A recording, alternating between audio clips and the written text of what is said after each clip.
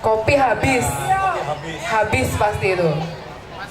Oh masih. Oh masih. Kawan-kawan yang pengen Oh masih banyak, iya. Masih banyak. Yang ngantuk-ngantuk dikit gitu bisa minum kopi dulu di Berarti belakangan. kawan-kawan bisa langsung merespon di pojok sana masih ada kuliner secukupnya. Oh, Secukupnya di sana bisa kita cicipi seminimnya mas. Nah, Ya. secukupnya. Biasanya kalau mahasiswa itu minim biasanya kan. Ya, nasib anak kos. Iya betul. Nah, masih semangat kan ya yang ada di sini? Kita masih berada di Gelar Budaya Poros Istimewa Aceh, Yogyakarta, dan Papua. Udah siap adik-adik? Waduh ini generasi bangsa Di ini. sini nanti ada penampilan lagi dari Aceh lagi.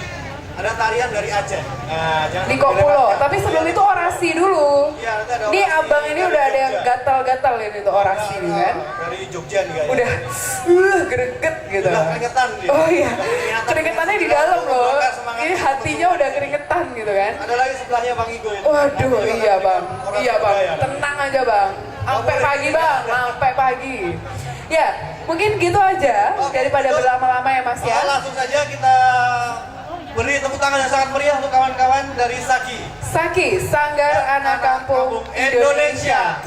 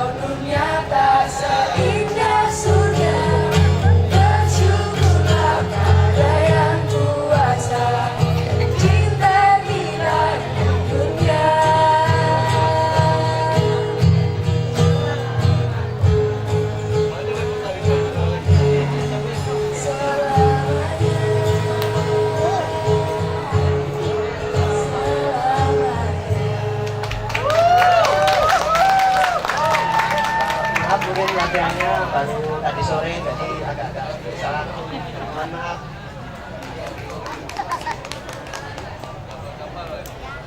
Oke, kita mau perkenalan dulu ya. Kita dari Sanggar Anak Kampung Indonesia, dari Ledok Tukangan. Saya Fitri Andi, 14 tahun. Saya Lanang Batu Prakasa, 13 tahun. Saya Muhammad Ardian, 16 tahun. Saya Fedi Nur Said, 13 tahun. Saya bapaknya. Menurut saya tidak boleh nakal. Lagu kedua dari kami, Solera.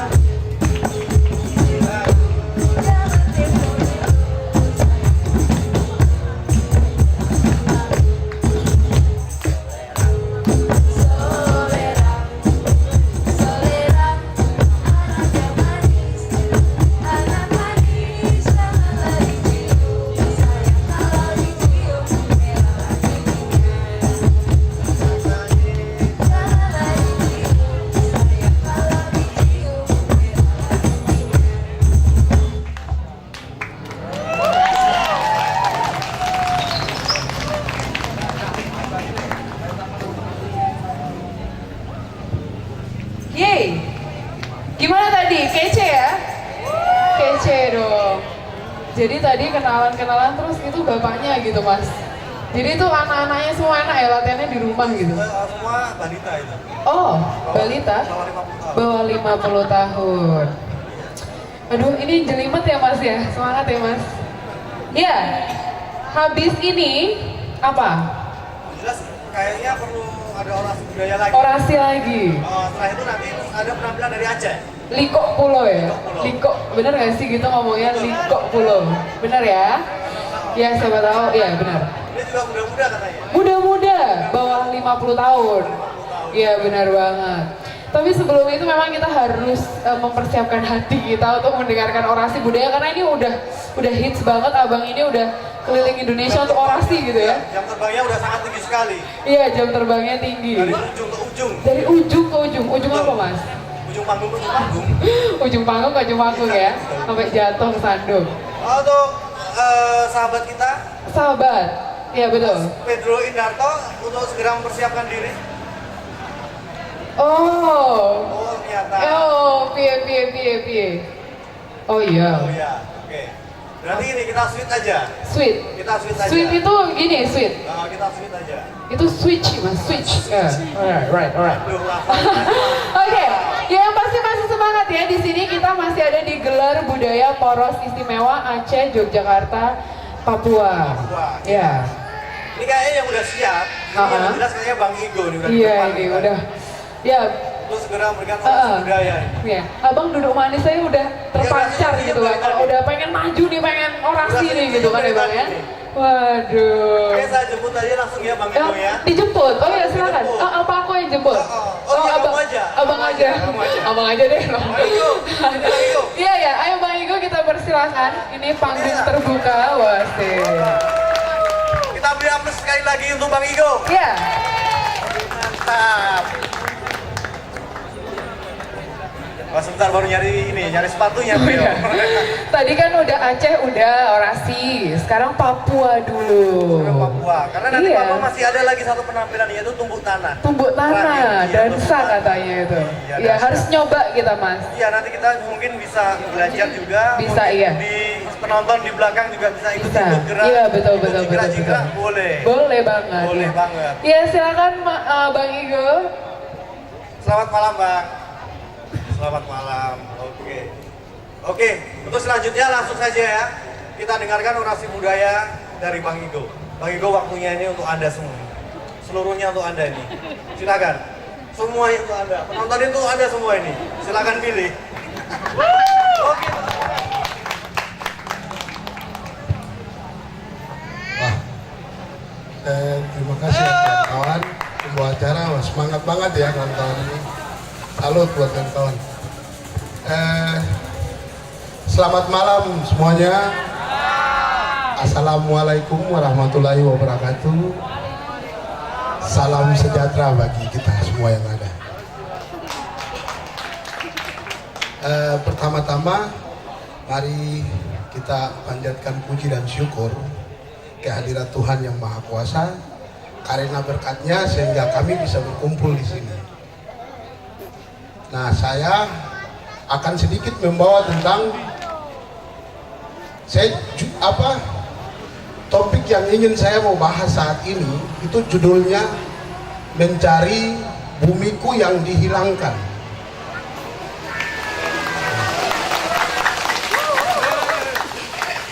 Saya ulang ya, topikku yang saya akan bawa di sini itu mencari bumiku yang dihilangkan.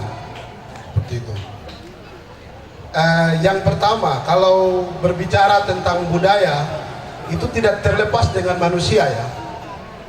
Pada prinsipnya semua manusia itu berbeda dengan makhluk hidup yang lain, sehingga dia dikatakan manusia. Berbeda karena apa? Dia punya akal budi. Di dalam akal budi itu ada 3 unsur yang hidup. Yang pertama ada cita, yang kedua ada rasa dan karsa. Nah, dari cita itu kemudian melahirkan satu keyakinan kepada yang diyakininya. Kemudian dari manusia itu punya keyakinan, kemudian dia bertemu dengan manusia lain sebagai makhluk sosial, itu kemudian melahirkan satu interaksi sosial. Karena manusia itu hidup di tengah alam, maka kemudian melahirkan satu hubungan yang kemudian kami sebut itu budaya. Jadi budaya itu lahir dari akal kepercayaan manusia, kemudian hubungannya dengan manusia lain dan hubungannya dengan alam, itu kemudian yang melahirkan yang namanya budaya. Budaya itu kemudian menjadi satu sistem yang hidup di tengah-tengah masyarakat, yang hidup di alam itu, kemudian menciptakan satu kerukunan hidup yang harmonis, yang damai, dan yang ramah terhadap lingkungan yang ada. Pada prinsipnya saya bisa mengklaim bahwa semua manusia yang ada di dunia itu memiliki budaya. Karena kita tidak akan disebut sebagai manusia kalau kita tidak punya budaya. Menurut salah satu Romo di Vatikan sana, beliaunya sudah meninggal, Paus Yohanes Paulus yang kedua. Dia bilang itu manusia tidak akan disebut sebagai manusia kalau manusia itu tidak punya budaya. Seperti itu. Nah, kita berbicara menyangkut Papua. Papua itu punya satu kebudayaan yang komplit. Dia mengatur bagaimana hubungan masyarakat adat A dan B mengatur bagaimana hubungan masyarakat dengan alam. Nah, dari budaya yang itu kemudian dia membentuk satu struktur ya. Orang Papua itu punya struktur sosial yang hidup di sana. Struktur sosial itu memang di sana menggunakan sistem patriarki, sehingga semua orang Papua itu pasti punya nama belakangnya, marga. Sama seperti kawan-kawan di Sumatera ya, yang punya marga juga, khususnya kawan-kawan Batak. Jadi dengan marga itu kemudian membentuk satu struktur sosial yang utuh di sana. Mereka saling menjaga antara A dan B, karena pada prinsipnya mereka itu berasal dari satu nenek moyang yang sama. Memang kami semua tahu bahwa di Papua ada sekitar 350 suku. Tetapi dalam kehidupannya sejak pertama kali mereka ada sampai saat ini, itu sangat damai sekali di sana. Tidak ada cerita saling menduduki wilayah, tidak ada. Karena mereka punya satu budaya yang memang mengatur mereka untuk hidup dengan damai dan harmonis antara A dan B. Pada prinsipnya orang Papua itu memiliki pengetahuan tradisional untuk mengobati kalau mereka itu sakit. Kemudian mereka punya ilmu pengetahuan yang ada secara tradisional, mereka bangun rumah tempat mereka tinggal. Bahkan mereka itu punya api ya sejak pertama kali mereka di sana. Jadi tidak ada cerita mereka kemudian itu mengkonsumsi makanan tidak masak dan sebagainya, itu tidak ada. Karena mereka punya kebudayaan membuat api dari dulu sampai saat ini. Nah, kemudian di dalam struktur budaya itu juga mereka punya satu mekanisme penyelesaian masalah ketika terjadi. Pada prinsipnya masalah yang biasanya terjadi di sana dan sangat dianggap serius dan bisa menjadi satu konflik yang berbahaya adalah pembunuhan. Pertama, yang kedua pemerkosaan terhadap istrinya orang itu akan berdampak pada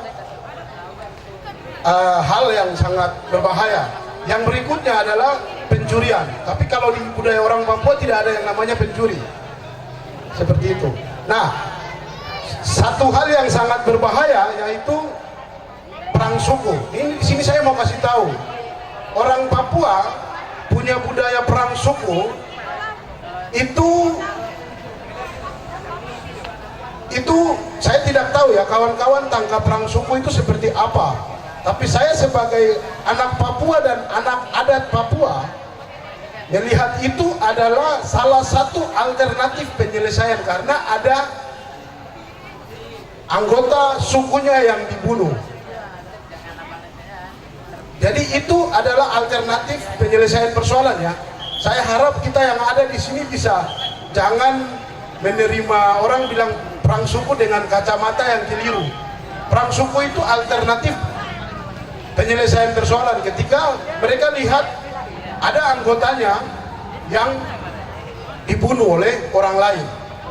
Nah, di dalam perang suku orang Papua itu punya hukum humaniter ya.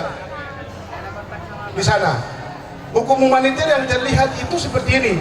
Ketika orang mau melakukan perang suku, mereka akan kasih tahu kepada kelompok lawannya.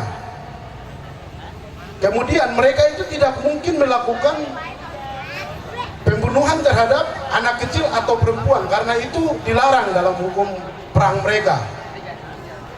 Kemudian mereka juga tidak kenal yang namanya menjarah hasil bumi dari lawan mereka, itu tidak ada. Dalam kondisi seperti itu, perempuan itu kadang menjadi salah satu figur yang bisa berdiri di tengah-tengah kelompok yang bertikai untuk menjadi simbol perdamaian di sana. Jadi itu ya kawan-kawan, menyangkut perang suku adalah alternatif penyelesaian persoalan, dan di sana punya hukum humaniter, hukum perang dalam situ. Jadi kita atau orang-orang tua saya itu tidak sembarangan melakukan perang suku. Artinya kalau seandainya ada orang Papua yang banyak dibunuh, ya mereka akan mengambil itu sebagai alternatif untuk melakukan pembunuhan terhadap orang yang telah melakukan pembunuhan terhadap dia. Seperti itu. Kemudian pada prinsipnya kalau orang bilang tanah Papua itu sangat besar ya, Pulau Papua. Pulau Papua yang besar itu bukan berarti tak bertuan ya. Di sana sudah ada 7 wilayah adat. Yang pertama Animha, yang kedua Saireri, yang ketiga Lapago, dan yang keempat Mepago, yang kelima Mamta, dan yang keenam Bomberai, ketujuh Bomberai. Jadi wilayah Papua yang besar itu sudah ada yang memiliki. Tidak ada tanah yang kosong di Papua. Jadi kalau ada orang menyebutkan wah Papua itu besar, kemungkinan masih ada tanah kosong, itu bohong. Karena berdasarkan budaya dan adat di sana, mereka sudah tahu batas-batas wilayah antara ketujuh wilayah adat tadi. Sampai hal yang sangat baik menurut saya, dari pertama kali orang Papua itu ada sampai saat ini tidak pernah ada perang yang dipicu karena masalah tanah. Antara suku A dan B tidak pernah berkelahi hanya karena tanah. Itu saya mau katakan bahwa menyangkut masalah tanah di sana, batas wilayah itu sangat diketahui oleh orang Papua. Sampai kita yang ada di sini juga tahu mana batas tanah saya, marga saya itu. Jadi tidak ada cerita tanah kosong di Papua. Dalam pemanfaatannya, orang Papua itu membagi beberapa wilayah di dalam situ. Ada wilayah perumahan,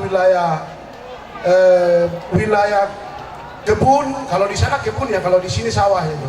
Di sana kebun, kemudian wilayah perburuan, kemudian wilayah mereka tangkap ikan. Nah, patok-patok yang biasanya digunakan di sana yaitu mereka pakai pulau. Kalau di bagian pesisir mereka gunakan pulau sebagai sarana yang akan membatasi batas tanah. Kalau yang di bagian atas kemudian mereka gunakan pohon yang besar, gunung, itu menjadi patok alam mereka di sana. Nah, kemudian mereka itu hidup di situ. Jadi saya mau katakan bahwa di sana tidak ada yang namanya tanah kosong. Ketika ada orang datang ke sana yang baru dan itu dari luar Papua, itu kemudian akan masuk di tanah yang sudah dimiliki oleh orang Papua. Begitu. Nah, dalam rutinitas hidup orang Papua yang damai, nyaman, dan tentram serta ramah itu kemudian rusak karena hadirnya orang asing di sana. Orang asing yang tidak tahu akan budaya mereka, orang asing yang tidak tahu dengan apa saja yang ada di situ, mereka datang kemudian menghancurkan tatanan hidup yang baik dan nyaman itu. Mereka mulai memanfaatkan, kalau dalam teori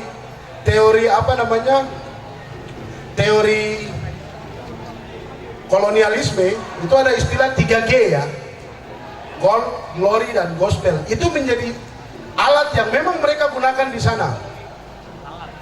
Pertama, agama masuk menghilangkan keyakinan yang tadi saya bilang lahir dari cita orang Papua itu. Kemudian menghancurkan filosofi hidup orang Papua. Kemudian ketika pemerintah masuk di sana pun demikian, mereka tidak kemudian mengadopsi nilai-nilai hidup yang ada di sana untuk dipraktekkan di dalam dunia pendidikan, tapi mereka bawa satu budaya yang tidak tahu budaya itu dari mana. Itu kemudian masuk menjadi satu sarana yang kemudian menghilangkan nilai-nilai sosial yang hidup di orang Papua. Artinya saya mau kasih tahu kalau pendidikan dalam konteks budaya ini yang diterapkan di sana itu menghancurkan nilai-nilai budaya yang ada di sana. Salah satu contoh apa? Saya di sekolah waktu SD itu dilarang menggunakan bahasa daerah. Itu kan bagian dari pengikisan budaya yang jelas terjadi. Kalau kita bilang budaya itu ada dua hal, ada satu yang material kita bisa lihat seperti tadi tari-tari itu, atau mungkin pakaian adat, ada satu yang di dalam pikiran yang abstrak, tapi itu dia bagian dari alam pikir masyarakat adat itu. Nah, dua-dua itu dihabiskan. Mungkin tadi itu bagian dari yang ada. Dan prinsipnya kalau di Papua masih banyak kalau seperti itu, kawan-kawan. Nah, mungkin saya terlalu bicara banyak ya. Ini saya rasa kenapa saya harus bicara banyak supaya kawan-kawan ini bisa tahu, khususnya bukan kawan-kawan Papua tapi kawan-kawan yang lain bisa tahu tentang kita Papua dan apa saja yang ada di dalam kita itu, yang kadang ditangkap keliru oleh orang kawan-kawan yang lain dari kita seperti itu. Jadi kita seperti itu. Nah, kemudian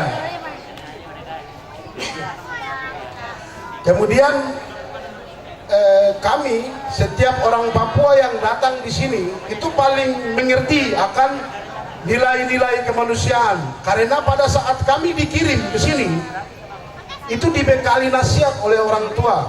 Kamu ke sana itu pergi di orang lain. Bagaimana kemudian kamu itu bisa mengambil hati orang-orang itu? Untuk sementara kamu hidup di sini. Tapi ingat, kamu jangan melupakan kamu sebagai orang Papua, karena itu kau Papua sebagai identitasmu. Nah, makanya kalau kita lihat dalam realitas hidup kami di Yogyakarta, walaupun diperlakukan diskriminasi, kami tidak pernah mengambil satu alternatif yang tadi saya sebutkan. Perang atau ambil tindakan yang kasar, itu membuktikan bahwa kami di sini itu sangat sadar kami ada di mana, tujuan kami di sini untuk apa, dan dalam kehidupan realitas kami sehari-hari, prinsip-prinsip budaya yang ditanamkan oleh orang tua terhadap kami itu selalu kami pegang. Jadi dalam praktek kalau kami didiskriminasikan, kadang kami terima dengan hati yang besar, karena memang kami di sini pendatang berdasarkan budaya. Mungkin hanya itu yang saya ingin sampaikan, tapi apa yang saya sampaikan tadi itu bagian dari saya ingin mencari bumi saya yang dihilangkan. Seperti itu, mohon maaf kalau ada yang salah atau ada yang lebih atau ada yang menyinggung. Pada prinsipnya saya sangat berterima kasih karena kawan-kawan mau dengar budaya kami. Seperti itu. Prinsipnya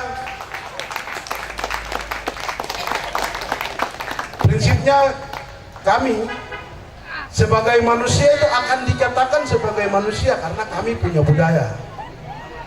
Seperti itu. Budaya itu indah, budaya itu manis, budaya itu dapat menguatkan nilai-nilai kemanusiaan kita. Karena saya percaya dengan budaya kita bisa ada di sini. Demikian dari saya minta maaf kalau tarik-tarik.